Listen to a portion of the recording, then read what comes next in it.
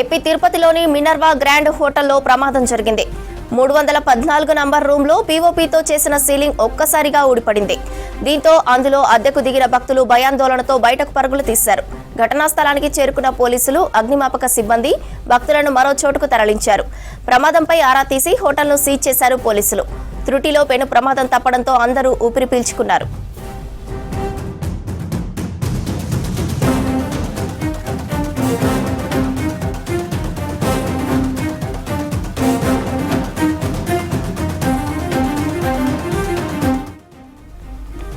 AP తిరుపతిలోని Minerva grand హోటల్లో ప్రమాదం జరిగింది.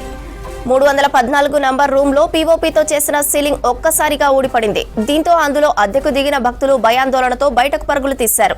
ఘటనా స్థలానికి చేరుకున్న పోలీసులు, అగ్నిమాపక సిబ్బంది భక్తులను మరో చోటుకి తరలించారు. ప్రమాదంపై ఆరా తీసి హోటల్ను సీజ్ చేశారు పోలీసులు. త్రుటిలో పెను ప్రమాదం తప్పడంతో అందరూ ఊపిరి పీల్చుకున్నారు.